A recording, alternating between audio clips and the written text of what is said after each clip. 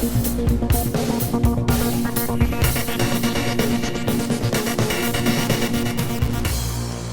안녕하세요. 이 영상은 우리와 함께 살고 있는 그리고 한국 사회와 경제를 가장 아래에서 떠받치고 있는 이주 노동자의 현실과 현재의 한국 이주 노동자 고용 시스템의 문제점에 관해서 진단해보고자 합니다.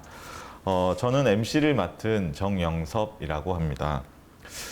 여러분, 모든 노동자에게 가장 중요한 것은 아무래도 임금, 돈을 버는 것이죠. 월급 받는 것. 이주 노동자에 있어서도 마찬가지이고 가장 민감한 문제인데요.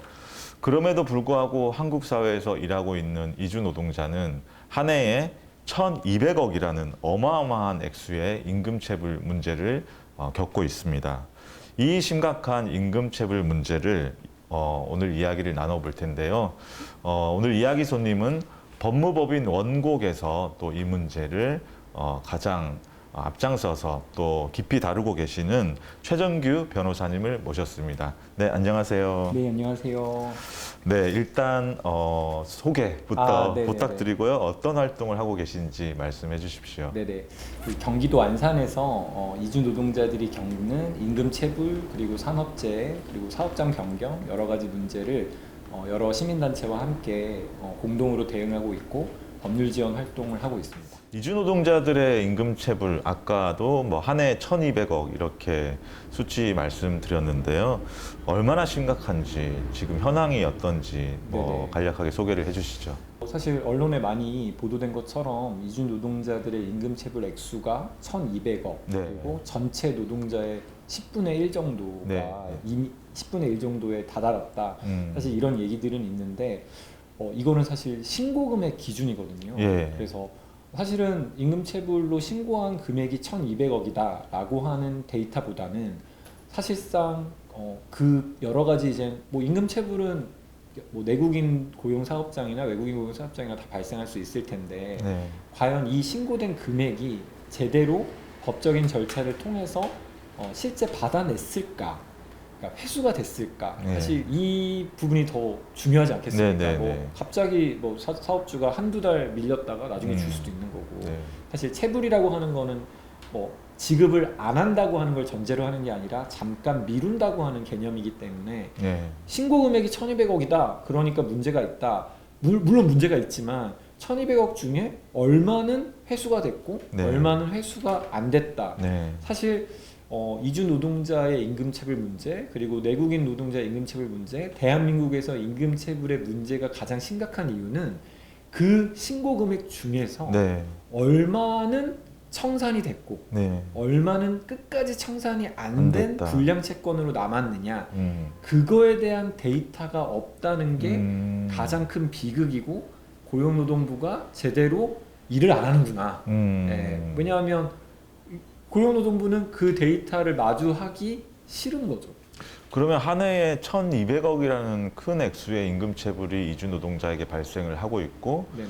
그리고 전체 임금체불 숫자의 10분의 1이면은 이주 노동력이 한 전체 노동력의 한 3에서 4%를 차지한다고 할 때, 그러면 내국인에 비해서 한 2배 이상 그렇죠. 임금체불이 발생한다고 볼 수 있는데, 더 문제는 네네. 과연 얼만큼의 액수가 청산, 즉 이제 네네. 회수, 구제가 됐느냐, 네네네. 노동자들한테 다시 이제 주어졌느냐, 그게 데이터로 파악되고 있지 않다. 뭔가 이 규모를 알아야 이걸 어떤 식으로 대응할지 네.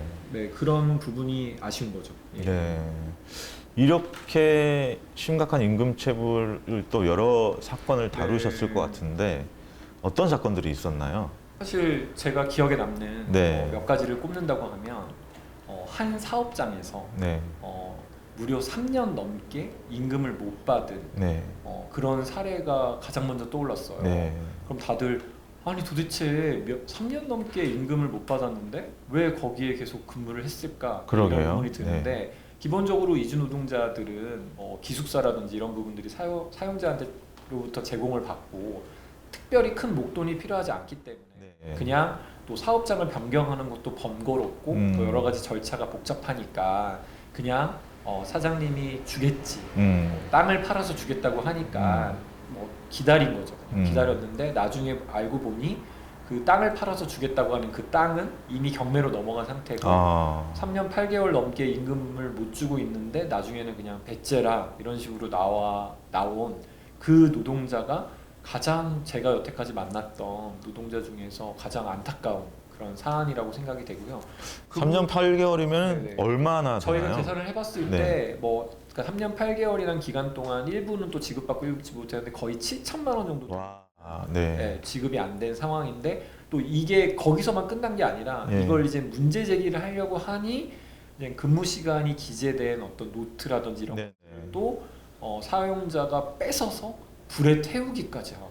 아이고. 그러니까 정말 너무 끔찍한 사건이라서 저희가 이 사건 같은 경우에는 특히 고용 허가 사업장이고 네. 한국의 고용노동부가 네. 여기서 일하라고 알선을 한 상황이었고 네. 또 우연인지 필연인지 모르겠지만 그 사업장에 이미 임금 체불했던 그 이주 노동자가 있었다는 걸 또 저희가 확인을 한 거예요. 네. 그렇기 때문에 이런 경우에는 고용노동부도 일정한 책임을 져야 되는 거 아니냐. 상습적인 임금 체불 사업장인 거를 중간에 알았음에도 불구하고 고용 허가를 취소하지 않고 그냥 피해를 묵인한 거 아니냐라고 해서 국가를 상대로 손해배상 소송까지 제기한 상황이고 지금 소송 절차가 진행되고 있습니다. 뭐 하는 사업장인가요? 농업이었습니다.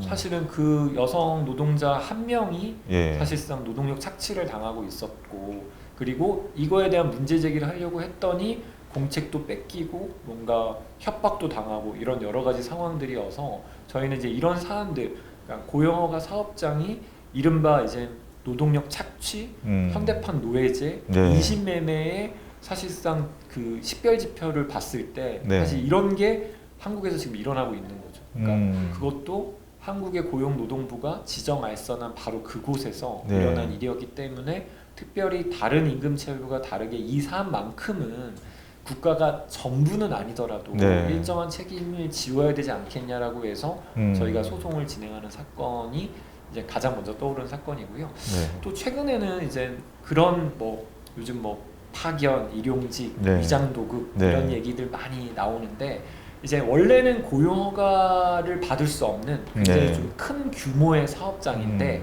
그러다 보니까 이제 다른 어떤 그 다른 데에다가 이제 고용한 것처럼 꾸며놓고 형식적으로는 꾸며놓고 네. 실제로는 여기서 일하게 만든 네, 그래서 사실상 여기에 업태는 사실상 제조업이거나 여기에 업태는 뭐 유통업인데 네. 실제 이분들이 고용된 곳은 농업으로 이렇게 해놔서 네. 아시다시피 농업인 경우에는 근로기준법도 적용 제외가 되는 영역이 있고 그리고 5인 미만이면 또 적용 제외되는 부분 그래서 뭐 연차 수당이라든지 이런 부분들을 지급하지 않은 상태에서 사실상 일은 여기서 5인 이상 상시 5인 이상 그런 제조업 같은 데서 일하게 만든 이런 좀 변형된 형태의 어떤 위장 파견 이런 것들이 발견이 돼서 저희가 이제 이런 부분들도 문제 제기를 해보고 있습니다. 농업으로 고용을 해놨는데 그거는 형식적인 거고 농사일은 시키지 않고 네네. 마치 인력 소개소처럼 사람들을 딴 데로 보내가지고 맞습니다. 뭐 유통 제조업을 일을 네네. 시키는 그런 참 그러니까 사실 고용노동부가 관리 감독을 해서 네. 이런 부분들은 사전에 사실 이렇게 고용 허가제를 사실상 어떤 악용하는 그런 네. 사례들을 방지를 해야 될 텐데 네네. 이런 부분들이 지금 지역에서 한 건, 두 건 이렇게 튀어나오고 있는 상황이에요. 그러니까 노동자 입장에서 이거를 혼자 이렇게 사실 신고하거나 아니면 네. 혼자 이걸 문제 제기하는 게 쉽지는 않은 상황인데 네. 아마 이런 부분들에 대한 좀 철저한 조사가 사전에 이루어져야 이런 피해들을 좀 줄일 수 있지 않을까 생각이 들더라고요. 그리고 실제 이거는 뭐 이주 노동자만의 피해가 아니라 사실 고용 허가제를 이런 식으로 악용하면 실제 이주 노동자가 필요한 사업장에는 제대로 공급받지 못하는 그럴 수 그런 있죠. 문제가 생기는 네네. 거잖아요. 그래서 저희는 이 사안은 뭐 이주 노동자랑 사용자의 어떤 대립 관계가 아니라 정말 고용허가 사업장에서도 이런 거에 대한 목소리를 내야 되지 않나. 고용허가 사업장 정말 열악한 사업장에 이주 노동자들이 배치가 돼야 되는데 오히려 더 큰 규모의 원래는 고용허가가 안 되는 사업장에서 이런 식의 어떤 파견, 일용 이런 식의 편법을 써서 하고 있는 부분과 관련해서 그러네요. 네. 같이 문제 제기를 해야 되지 않나라는 생각도 들었습니다. 네. 그래서 이렇게 이제 다양한 뭔가 수법으로 임금 체불이나 이런 것들이 이루어지고 있는 것 같은데 이렇게 심각하게 날로 이주 노동자 임금 체불이 증가하는 뭐 이유나 원인 그런 거는 어디에 있다고 보십니까? 기본적으로 모르겠습니다. 이 사용자가 어떤 네.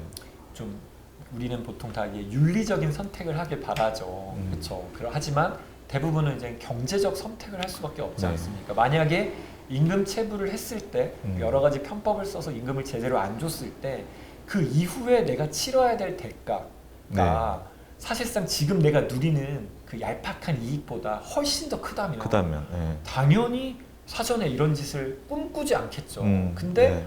나중에 뭐 적발되면 그제서 주면 되지 뭐. 그러면 뭐 어차피 임금체불은 반의사 불벌죄니까 형사 처벌도 면하고 하니까 지금과 같은 약간의 그 반의사 불벌죄라고 하는, 그러니까 노동자가 처벌을 원하지 아니할 경우에 처벌도 면하고 네. 그리고 나중에 그냥 임금체불 문제를 그냥 민사상의 문제로만 치부하다 보니까 안 걸리면 좋고 걸려도 이미 줘야 될 임금 나중에 주면 되는데 뭐 사실 사용자 입장에서는 그냥 뭐 손해볼 게 없는 거죠. 미리 따박따박 챙겨줄 이유가 없는 거죠. 그러니 윤리적 선택을 하면 좋겠지만 그냥 알뜰한 경제적 선택을 한다면 제 임금을 잘 안 챙겨줘도 사실 사용자 입장에서는 별 문제가 별 없으니까. 문제가 없는 거죠. 네. 예, 그래서 사실상 법이라고 하는 거는 잘 안 지켜질 거기 때문에 사실 법이라는 게 만들어진 거잖아요. 그러면 네. 그 법을 안 지켰을 때 제재라든지 이런 부분들이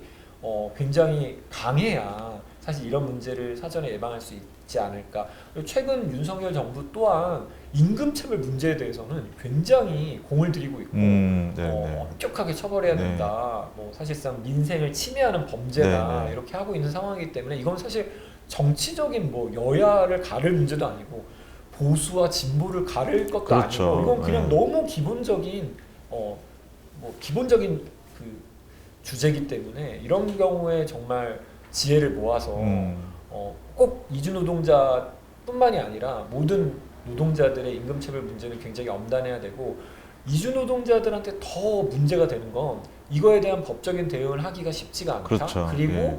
한국에서 계속 있을 수 없기 때문에 빨리 본국으로 가야 되는데 그렇죠. 그러면 한국에서 빨리 뭔가 임금체불을 해결해주고 나중에 한국 정부에서 구상권을 행사하거나 그런 식의 선구제가 이루어져야 되는 부분이 아닌가. 안 그러면 이주노동자 입장에서는 한국에 있으면서 생활비는 생활비대로 쓰고 또 일하는 비자는 주지도 않고 이 법적인 절차 언제 끝날지도 모르는 이 법적인 절차를 계속 한국에서 해야 된다고 한다면 이건 너무나 가혹한 게 아닌가. 그리고 그 사업장을 소개하고 알선한 고용노동부의 책임을 다하지 있다. 않은 게 아닌가라는 생각이 듭니다.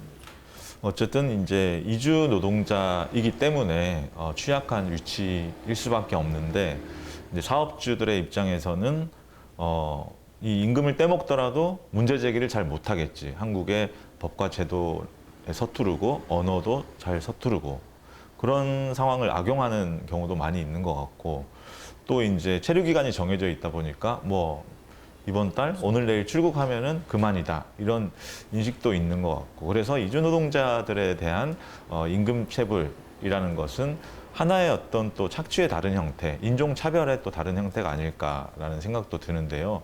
그러면은 이제 또 내국인 이제 정주민 노동자들의 임금 체불 문제도 심각할 것 같은데 또 어떻습니까? 또 비교해 보자면. 네네.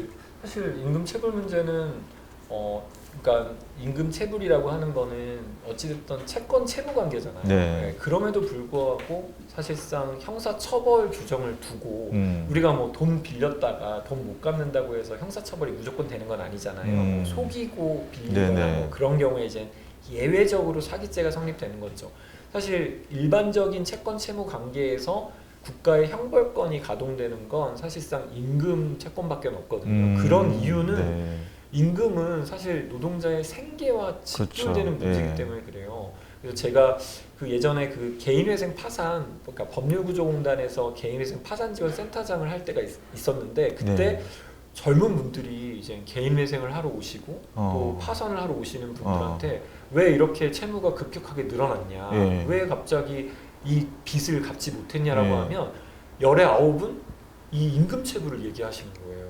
일을 했는데 돈을 못 받아서. 네, 거기서부터 꼬이기 시작하는 거예요. 이제. 왜냐하면 제가 예를 들어 뭐 집을 이제 예를 들어 샀다. 예. 대출금을 갚기 예. 위해서 사면 내가 이렇게 계획을 짜잖아요. 그렇죠. 내가 이제 일을 하니까 내가 번 돈의 일부는 대출금을 갚고 일부는 생활비를 쓰고 이렇게 알뜰하게 계획을 하지 않겠습니까? 근데 임금이 체불되면 이 모든 계획이 다 무너지겠네요. 무너져 버리는 거죠. 예. 그러면 1금융권, 2금융권, 이제 3금융권, 뭐 이제 사채까지 쓰게 되면 사실상 그런 어떤 빚이 진짜 눈덩이처럼 불어나거든요. 그러니까 여기서 한 번 매니지가 안 되면 꼬여버리면 사실상 걷잡을 수 없이 나락에 빠지는 그런 상황이죠. 그 원인 자체가 사실상 임금 체불에서. 그래서 제가 볼 때는 임금 체불은 정말 민생 침해 범죄죠. 가장 극렬한 민생 침해 범죄죠. 네. 진짜 한 사람의 인생 그리고 한 가정을 파괴할 수 있는 이런 것 때문에 막 또 가장으로서의 부양을 잘 못했다고 해서 이혼당하고 뭐 그럴 수도 있지 않겠습니까? 네. 가정이 깨지고. 네. 그래서 이 임금 체불 문제는 정말 국가가 그렇지 않습니까? 국민에게는 근로의 의무를 막 4대 의무, 국방의 의무. 그렇죠. 예. 근로의 의무를 열심히 했는데 그러면 그거에 따른 임금 체불은 국가가 더 적극적으로 나서서 진짜 사용자 임금 체불 사용자를 더 강력하게 처벌해서 네네. 그런 짓을 못하게 막는다거나 아니면 지금의 물론 대지급금 제도, 체당금 제도가 존재하지만 그보다 더 강력한 대지급금 제도 대신 국가가 지급을 하고 나중에 구상권을 행사하는 네. 저는 그게 어떤 국가의 국력이고 국가의 품격이고 그래야 국민들이나 시민들이 국가를 믿고 뭔가 안정적인 생활을 할 수 있지 않겠습니까? 네. 그 부분이 아직 뭐 나름의 제도는 있지만 아직 미비한 거죠. 그래서 내국인 노동자들 또한 이런 문제가 있고 아까 말씀해 주셨던 것처럼 이주 노동자는 빨리 본국으로 돌아가야 되는데 그러니까요. 못 가고 발목 붙잡혀 있는 거잖아요. 그래서 저희가 한국 정부에게 요구하는 게 이주 노동자 입장에서 최소한 두 가지 중에 하나는 해줘야 되는 거 아니냐. 네. 일단 한국 정부가 먼저 책임지고 돈을 주고 나중에 구상권을 행사해라. 그게 아니라고 한다면 이 지난한 법적인 절차를 거치는 기간 동안 합법적으로 일할 수 있게는 해줘야 되는 거 아니냐. 합법적으로 일도 못하면서 그럼 뭐 한국에서 뭘 어떻게 살라는 거잖아요. 이건 생존권의 문제잖아요.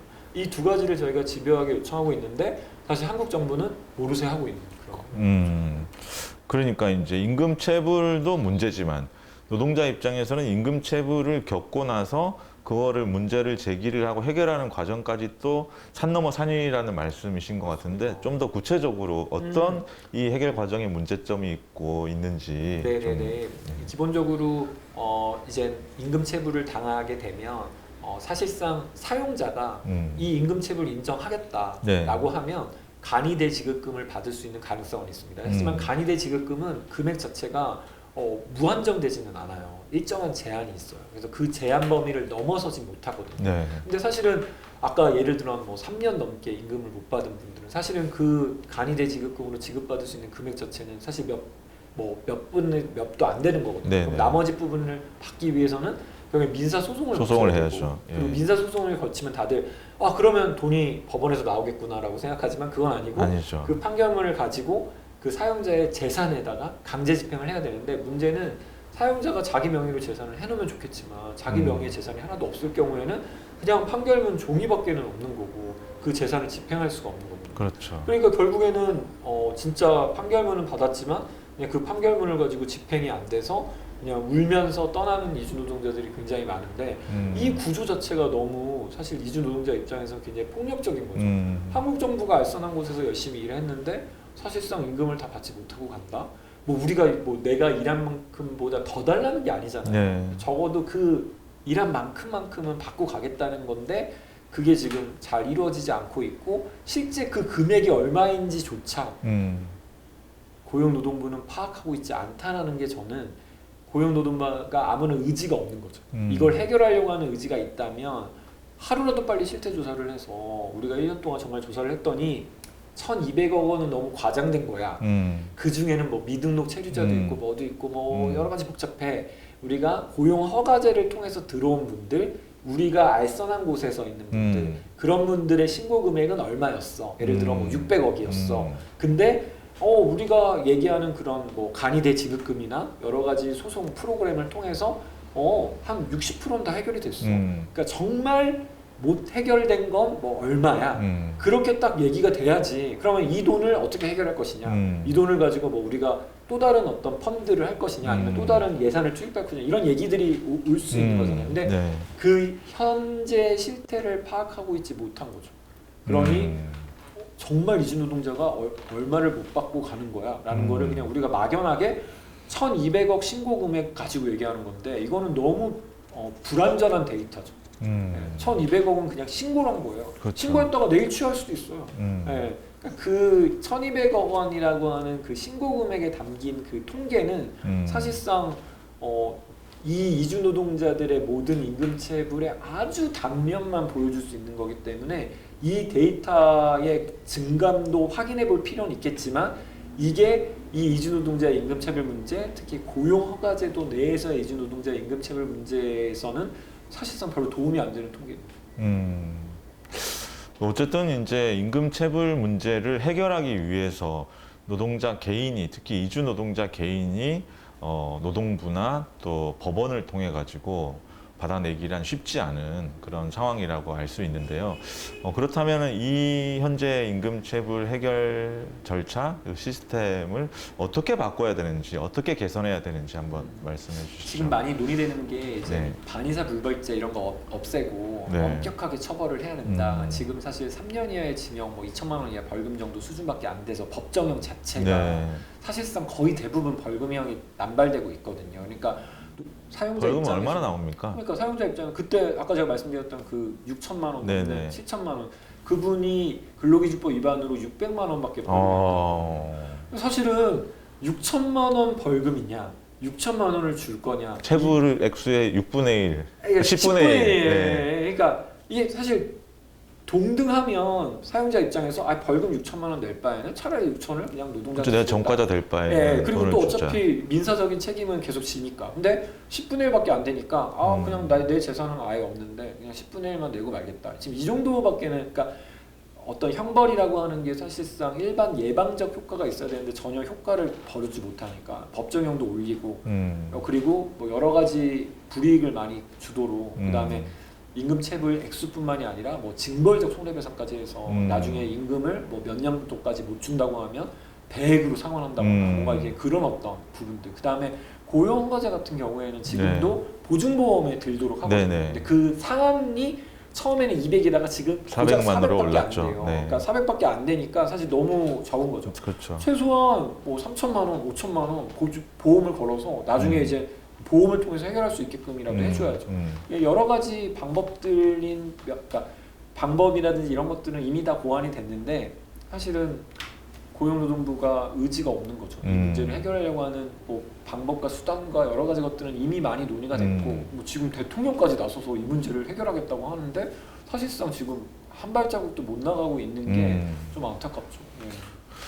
그러게요. 그러니까 뭐 저희도 보면은 이제 이주 노동자 뭐 체불이 발생하면 또 내일 모레 출국해야 되는데 출국하기 전까지는 이걸 꼭 받고 가야 되는데 그러면은 뭐 사장님이 1,000만 원 이제 줘야 되는데 야 500만 받고 해결하자라든지. 너무 솔깃하고 이걸 그쵸. 그냥 이렇게 저도 그럴 때가 가장 고민돼요. 그러면 이제 이주 노동자들이 전화 와요.